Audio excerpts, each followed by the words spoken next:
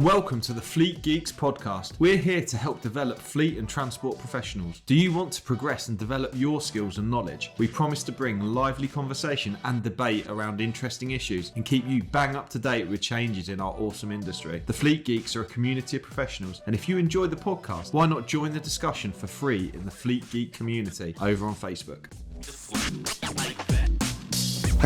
Hello and welcome to this episode of the Fleet Geeks podcast. I'm absolutely delighted today to be joined by some amazing guests to talk about Transport Manager CPD and what CPD we do. So CPD stands for Continuing Professional Development, and we're going to talk about why that's important.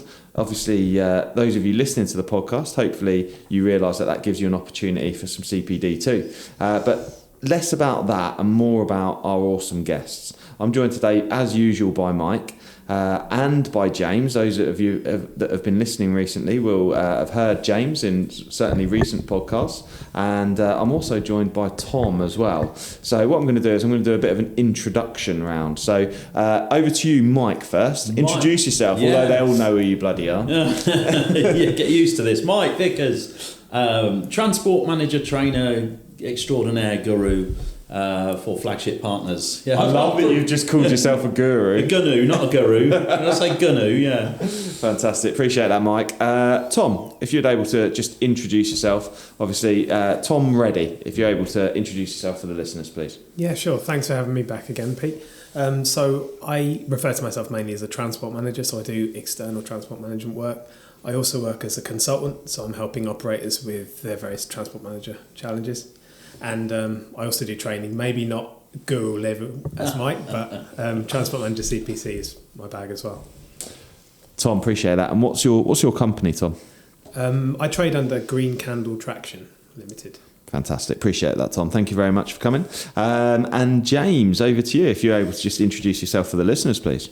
Yeah, thanks, Pete. Hi, Mike and Pete and Tom as well. Thanks for having me back on. My name's James Adcroft. I am a Transport Compliance Manager for a UK own account transport operator.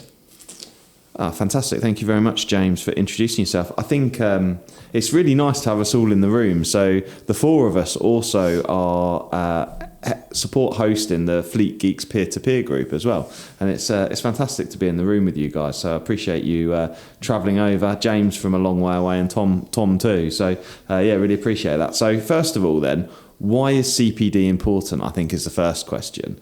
So James, over to you on that. Why is CPD important? Yeah, sure. It's a good question, isn't it? Why do we care? Why would we want to be talking about CPD? Because I think if we were having this conversation 7 or 8 years ago, it probably wouldn't be on our minds as much as it is now. But we've seen changes. So if you take the time to look at the Senior Traffic Commissioner's statutory documents and pick up number 3 for transport managers, then CPD is mentioned. It talks about both the Traffic Commissioner and the Upper Tribunal recognising among the qualities that a transport manager needs, that ability to effectively and continuously manage transport activities is taken into account when considering good repute, and a transport manager's competence is part of that. And the stat docs go on to say that whilst we don't have in the UK specific ongoing training specified for transport managers, the requirement for a transport manager to maintain their knowledge beyond the qualification they take originally to have that access to the industry. So they'll go away and take a training week course with Mike or Tom and do their transport manager CPC. But that's not the end of it. The Transport Commissioner expects that they will continue with their learning. And the stat doc's very specific. It says the practice of maintaining CPD should promote learning which is conscious and proactive. And what it's saying there is we don't sit back and waiting for something to happen. Oh, I need to learn about that, or something goes wrong. Transport managers are mandated to maintain their knowledge, their industry knowledge, their legislative knowledge, so that should they ever be applying for a change, a new licence, before a public inquiry, anything changes which may stick their head above the parapet in front of the Traffic Commissioner, that competence and that ability to maintain their professional competence will be important, and will be discussed. Appreciate that. Thank you, James. Tom, what about you? Why do you do CPD? Very personally speaking, I hate being caught on the hop with things. This question comes up and you don't know the answer to it. That can be, it's not a problem necessarily, but it can be quite affecting to that transport manager. You think, why don't I know that? I feel like I should know that. Where's the answer to it? So I work very hard to make sure that if I don't know the answer, I know where to find it eventually. And it comes up all the time. Every week there'll be something somebody will ask, and I will need to give them a coherent answer so they know what to do going forward. I'm getting to the point where most things now, you know what the answer is or where to find it, but there's always new things. So that's my main motivation, just make sure you talk about, giving value to your customers and stuff. They want you to be that person they can call on. So that's kind of where I come off with CPD, yeah. Fantastic, appreciate that, thank you. Mike, CPD, why CPD for you, mate? CPD, yeah, for me, I just love learning stuff, new stuff. I always remember a primary school teacher of mine saying, try to learn something today that you didn't know yesterday. And I've tried to do that through whatever it might be. I've tried to do that throughout my life. So I have got a thirst for knowledge. I'm happy in many ways to be to have a good all-round knowledge without being necessarily a specialist in one particular area. One area of CPD that I'm looking at the moment to improve myself on is in presentation and speaking. As a trainer, you need those skills. It's quite I did an then, you see. Now that's one thing I'm trying to cut down on, the ums and the ahs. So we're very conscious of that then. So that's what I'm trying to do. I'm trying to improve myself as a speaker and as a presenter. That's where I'm looking at the moment. Obviously, technically, as a trainer, you do have to keep abreast of things. So it's important for me to stay focused on that side of things. But generally speaking, that's me. Fantastic, appreciate that, gents. Thank you very much. Interestingly, Mike, you just reminded me of a story from way back when I first learnt to do training. And when I first decided I was going to go and be a trainer, I thought I need to learn to speak in front of people. So I went and did Toastmasters. Oh yeah, I'm very keen on that. Yeah. So I went and did Toastmasters in Peterborough. There's a group called Anglia Communicators, and when I first went, they count your ums. So you get up and speak, and they count the number of ums and ahs. Cringing, isn't it? It's like... Yeah. And they feed back, and in a 2-minute talk, I did something like 50 ums when I first started. And by the time I'd finished, I was able to obviously speak without any ums. And that was something that's quite difficult. So they call them filler words, for example. Yeah. It's very interesting, actually. If you do want to learn to speak and train well and not do the ums and ahs, I would suggest Toastmasters. Look at me umming and ahhing there. Toastmasters is always a good shout. They also make you talk off the cuff. So you do what's called table topics, and there would be table topics for the session, and you'd have to pick something totally random and not be prepared to speak about it and just go and speak about it. So very useful, particularly when you're doing a podcast. Anyway, so why CPD for me? I think it's interesting, actually. CPD, a lot of people mistake CPD for training, and actually they're not. I think there's a clear defining point there that CPD is continuing professional development, and it's around competence, that word that James brought up. And competence and training, they do go hand in hand, but competence leading to competence, knowledge, like Tom said, those things can be very helpful. And I think sometimes it's important to know that we don't know what we don't know often. So listening to things like podcasts, whilst this may not necessarily be training for people, it will also jog people's thought processes to go, well, actually, I don't know much about that. I'm going to go and have a look at that. So, good. What CPD do you do, Mike, other than doing or having a look at your presentation skills? What CPD do you do? Well, I'm not a fairly recent convert to YouTube and podcasts and things like that. Only kind of since we started looking into this a year or so ago. So I kind of avail myself of as many podcasts as I can and watching YouTube. I know that it can sound dangerous. I suppose, it's knowing what you need to know and being able to filter out the stuff that you might think is not necessarily accurate. is quite a skill. But yeah, I try to sort of cover myself in that. I must admit, I don't do a great deal of reading anymore. It kind of has replaced the reading medium, hasn't it? Really, listening and watching. So, that's kind of where I get my CPD from mostly these days. Appreciate that, Mike. And I think that's actually a really good point as well, whilst people are listening and we're talking about CPD, is that everyone listening will have preferences around how they learn as well, and understanding that actually some people are visual learners, some people are auditory learners, so they learn from listening to stuff, and some people learn from doing, kinesthetic learners. So interestingly, Mike, you've shown a clear preference there for listening and watching things on YouTube, whereas many other people will go, actually, that doesn't work for me. I need to get out and do stuff. I need to get out and do stuff. So that's just an interesting potential learning point for people listening to this. Tom, what sort of CPD do you do? I do a lot of reading. I do enjoy the reading, but I do notice that can be a challenge in the last few years with attention spans, because we just don't have the attention span to sit there and pore over a 60-page document. I often wonder how people manage it. Things have moved on from there. So I also like short form webinar type things that you can log into, because finding the time to go on a day's training course, never mind a week sometimes, can be really hard. So I really like it, like an hour, 2-hour webinar or podcast or something, and you can just get the information. And there are always bite-sized things that come up. You thought, why hadn't I thought about that before? There was one I was listening to recently, just for the sake of argument, about V5 documents. What's the name and registered keeper, and what does that mean, and those kind of things. So yeah, I really like the short form. You can dip in and out of webinars. Fantastic. And I'm sure you do more than just listening to webinars and watching webinars. Where would you go if you got asked a question that you didn't know the answer to? Where would you go to find that? There's lots of places. The thing I recommend to everyone, firstly, if you don't know where to start, is the Traffic Commissioner and the DVSA mailing list, the email list you can sign up to, because they have a vast amount of information they will send you, but they don't often advertise it very well, so you have to go digging for those links once you have them. And there's a great starting point there. But all the information is out there on the government website, mostly. James mentioned the statutory documents, that's another great place.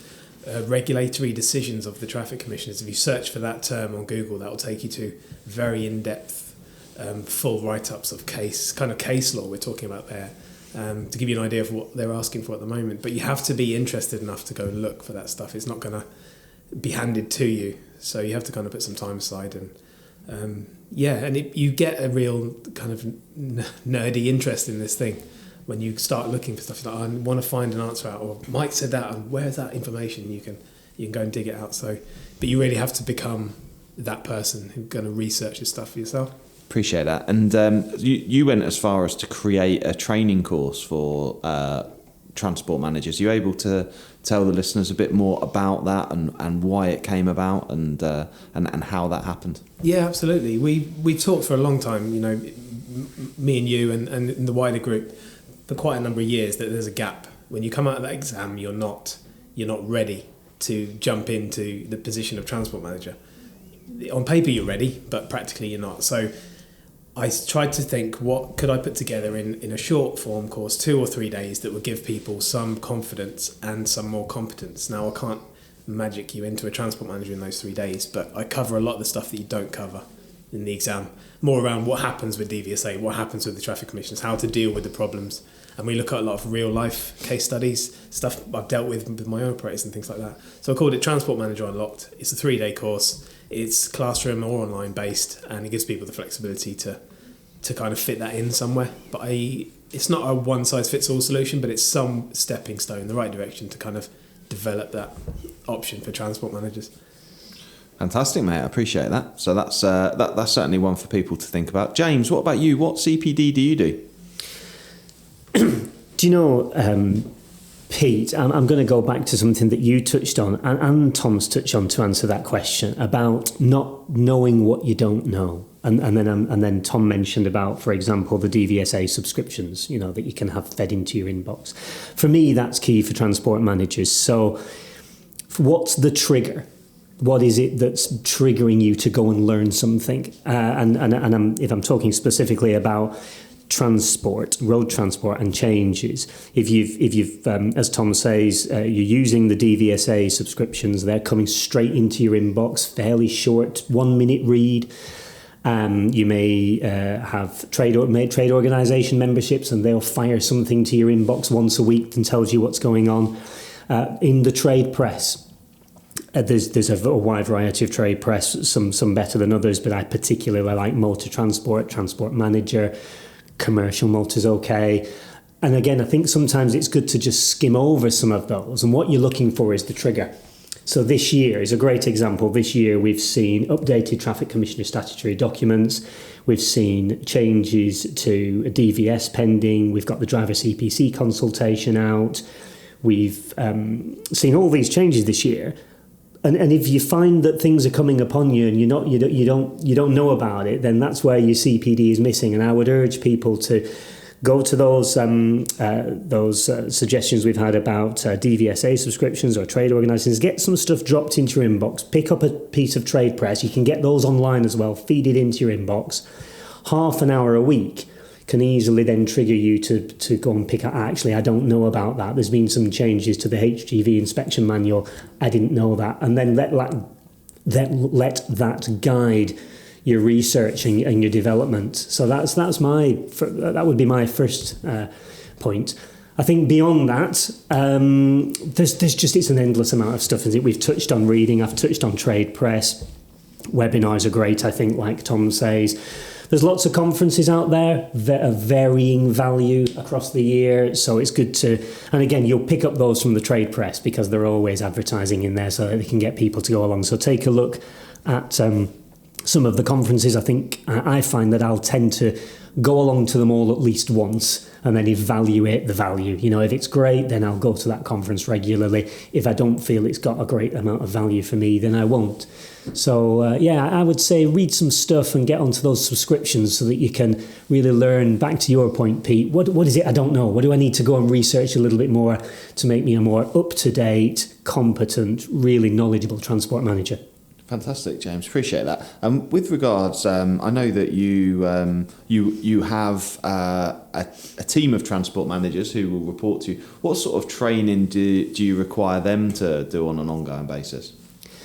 So, in the corporate world, and large companies will all have a similar pattern. You would hope that the organisation is helped facilitate some of that. So, for example, you would want to do a TMCPC refresher every, shall we say, 3 years. It can be 2, it can be 5, it's up to that organisation. But I would certainly recommend if you're in a position where you've got a group of transport managers, then lead the way on some of that. There's nothing wrong. It's a real good base to start from, is to do your TMCPC refresher every, shall we say, 3 years.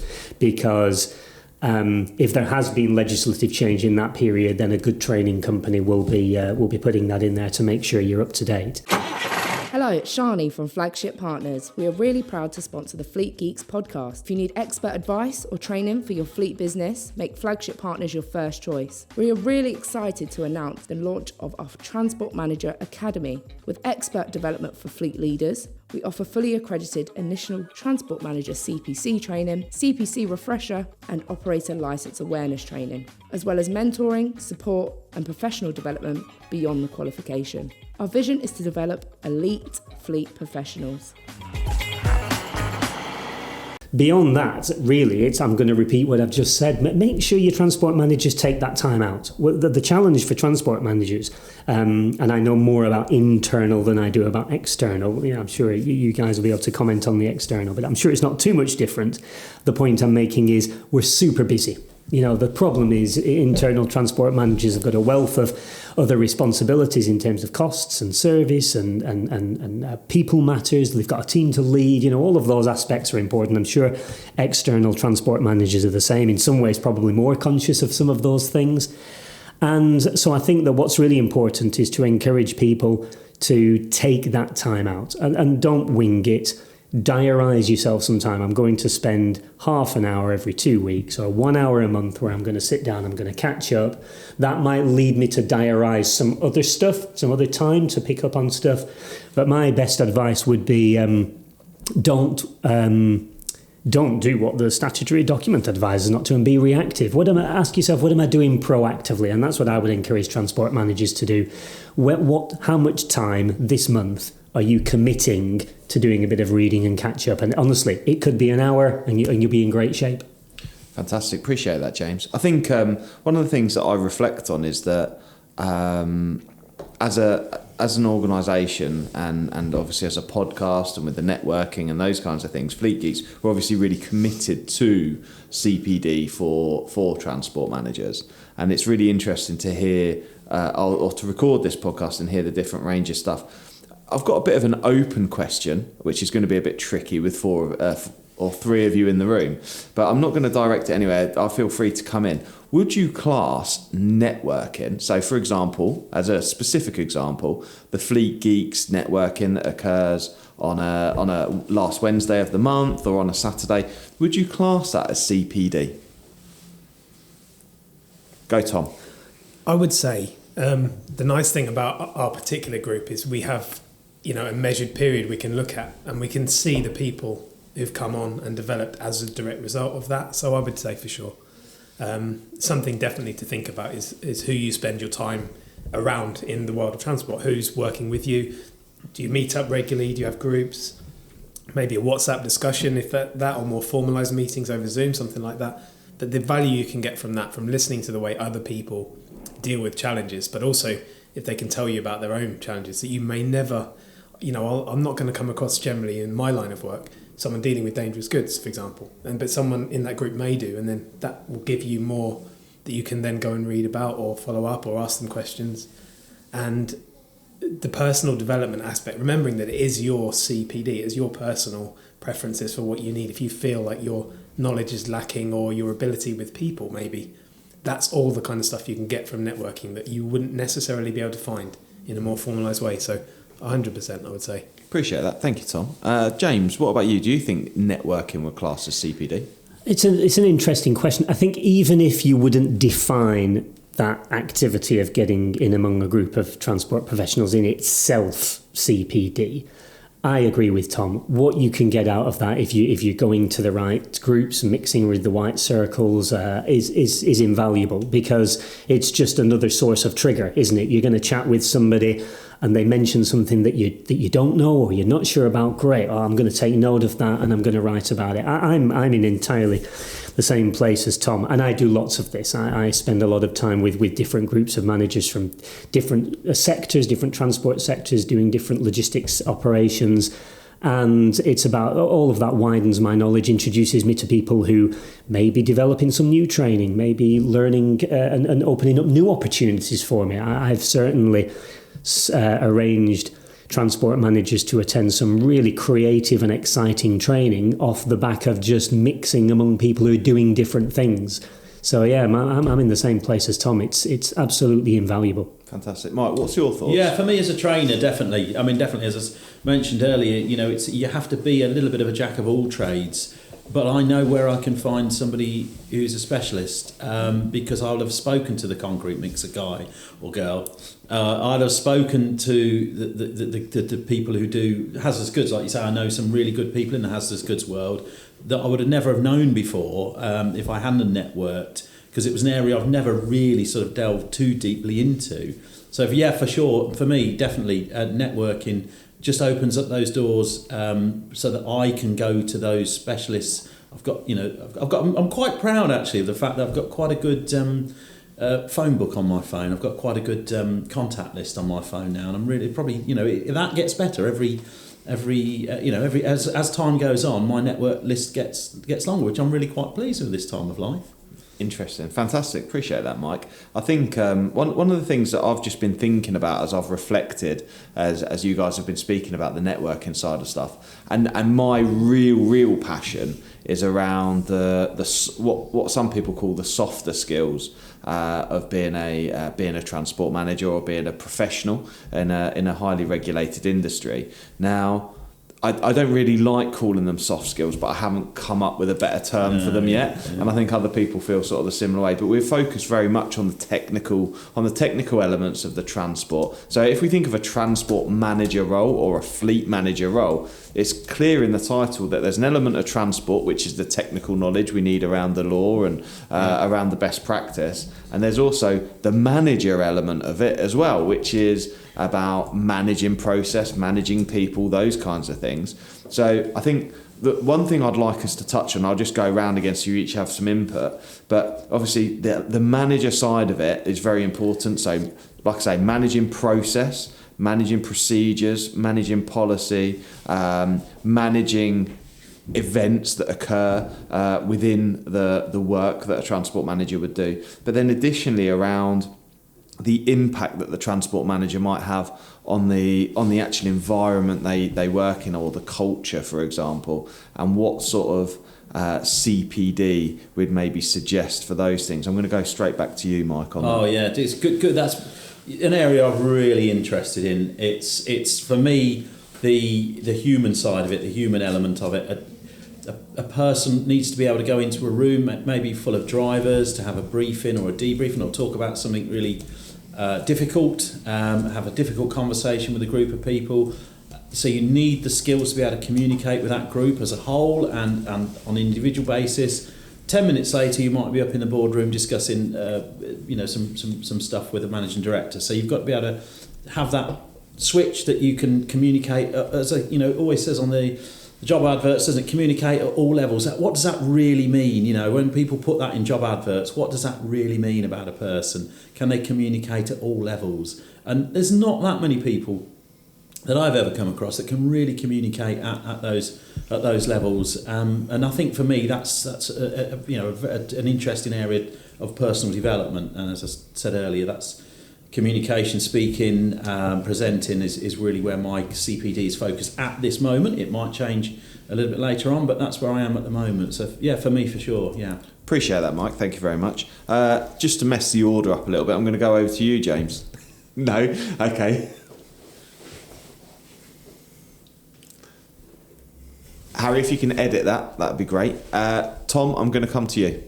Okay, yeah, I'm very passionate about this particular point about transport managers, their people skills. A lot of transport managers that I come across, and indeed operators who have transport managers, we have this situation of name only. We know we shouldn't have name only, but we know it's a problem. And it's getting away from that idea that you're just someone who's ticking a few boxes, and actually turning up and getting to know the drivers, getting to know the staff, working with the directors, all those things. They're actually very difficult to do. And I was chatting about in the group this last couple of weeks, wasn't I? Starting a new operator. Yeah. This is the situation. We've got these drivers. This is their background. I know they're going to be challenging. Getting some input from the group for that. So I think that is really, really important to not forget about that. Get away from the idea that you're ancillary to the operation and decide how much you're going to be a part of it. Do they have an office? Are you going to go into the office? Are you going to sit down and be part of the team and those sorts of things? It's different, of course, for every operator, but the people element is really, really important. Fantastic. Appreciate that. Thank you, Tom. James, over to you. What do you think about CPD and people skills for transport and fleet managers and where they'd go for that? So in terms of it as a skill in a transport manager's toolkit, that's what it is. It's essential, isn't it? It's easy, especially, again, I say about transport managers are super busy. Perhaps sometimes they're all there thinking that the only talent, the only competence I need in my tool bag is transport legislative knowledge, understanding compliance, and then some operational stuff as well in terms of transport. But it's not. We have to be leaders as well. Transport managers have to be leaders, and they have to have really strong people skills. A bit like Tom just mentioned, these may be interpersonal skills that help you deal with drivers, who you want to be on board and want to work for you and able to take your constructive criticism and in order to develop them. But also when you're dealing with operators, or if you're an internal transport manager and you're dealing with managers and directors and all of that. I think that it's a skill that is one of those that's not so obvious. And I think, again, when we talk about being proactive in developing yourselves, it's a good one for transport managers to just double check. Is that a skill that's in my tool bag? Am I really good at dealing with people? And I would say alongside that people piece, when we start talking about people skills, you then have that whole HR element, because that's really integral to being a good transport manager, understanding some of that HR legislation and then how employee legislation affects your drivers, and kind of that's all under one umbrella. And what a great one to add to your CPD. If you think it's a gap, then write it on the bottom and consider doing something about it. Fantastic. I've actually just been making notes whilst you guys have been speaking. I've come up with ideas for about 5 or 6 different courses. Oh, dear. This can only mean work for Mike. It basically does, Mike. It basically does.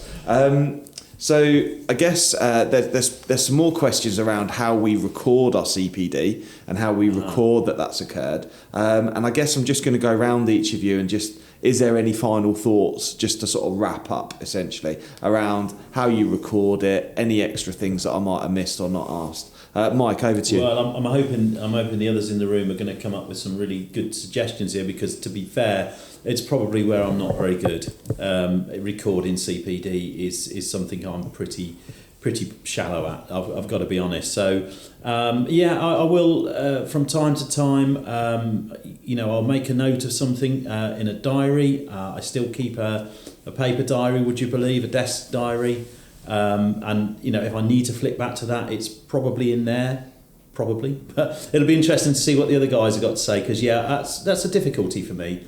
Not being caught between of a generation, of an era where I'm not massively comfortable with tech. It's not something that I've got used to over the years, but I'm not massively comfortable with it. So there may be some tech solutions out there, but I'm not great with that. So I still, as I say, I'm probably. Anybody else got a paper diary? Am I the only one in the room with a paper diary? Oh no. I think you're on your own, Mike. Well, Tom, over to you. It's another area that I was quite bad at for a long time, but I have made more of an effort now to kind of formalise the recording of it. I know there are some. In fact, it was one of your main guys, Pete, Jay, he was talking about the online recording option. I don't have the website, but I'm sure you can put it in the show notes about how people can use that free service to record CPD. But I use a basic table document, and everything I do, if it has some weight behind it, I tend to record those. I don't record everything I read and everything, all my networking and conferences and things like that. But I do encourage people, if you are just starting out on this CPD thing, just record everything, and you'll soon pick up what's necessary to record and maybe what stuff you can leave off. Looking at my 2022 one here, and I recorded 68 hours of what I consider to be relevant transport-related CPD last year, so quite happy with that. And it also makes you accountable. So I actually do it at the same time as I do my accounting and stuff like that, because it's another job that I always leave to the last minute. Far too long. Get into habit, do it monthly, do your accounts, update your CPD log. And then if anyone ever needs to ask for it, you've got it there. DVSA, Traffic Commissioner, you've got some evidence. There's no right or wrong way to record it either, but to have a document that you could present to someone, or a digital format, very worthwhile. Fantastic, appreciate that, Tom. James, over to you. I'm just going to add one build to that great advice in terms of documentation, and that is that on your document you're going to have the item that you did and probably a date that you did it, so you've gone sort of record. And my guidance would be, if everything on your CPD has got a date next to it and complete, then you should reflect on that, because that means you haven't got anything you're planning on doing. So I think a good CPD not only has that history of everything you've done, exactly just like Tom and Mike have described, but there should always be one or two things on the bottom which haven't got a date next to them. So you're always, what's my next development piece? And that's where your notes go. When I said earlier on, you get triggered about something that you don't know, or you meet someone and they mention someone to you, that's where you write it. You write it on your CPD document, and then it shows you what you've done and what is it you've got to do. Fantastic advice, guys, I must say. And one thing that I would add to that is a reflection, or as you revisit that, also note on there times that have occurred where you've implemented that knowledge or that CPD. Is a really good thing when you do review it. I would suggest reviewing your CPD either monthly or quarterly, depending on what works for you. There are some things that we've not mentioned that have occurred to me. I've had the benefit of not being interviewed, and I guess these guys have been on the spot, so there's a few things that I've just thought of as I've reflected. You've got the opportunity to go to public inquiries. They're going to be fantastic CPD opportunities for you. You've got obviously the podcast and a wealth of information there, and then just I know I'm probably a bit unique, but I've invested quite a lot in my own CPD as the leader of Flagship, and obviously you'll all know sort of who I am and what I do, but I'm very much committed to my own CPD. In fact, the last 2 years I've invested over £1,000 a month in my own CPD, doing a range of stuff around leadership development. I've done, I completed my level 6 health and safety qualification, which was important for me. That hasn't necessarily made me a better transport manager, but has enabled me to be able to help an operator essentially comply with HSE regulations as well, which also makes them a better operator. But again, it's also opened my eyes a lot more to safety culture, which then overcomes into the transport manager role as well. So a lot of that CPD has impacted certainly my role where I support transport operators, and also around influence as well. So I've done things like NLP, for example, and that it enables me to be able to communicate more clearly and potentially influence stakeholders increasingly, which I think is an important role for any transport managers, being able to influence people. It's a key to success for them. So I hope you found this useful. Gentlemen, thank you for joining me. Really, really appreciate it. And looking forward to the next one. And I hope you've all enjoyed it. Thank you very much. Bye-bye.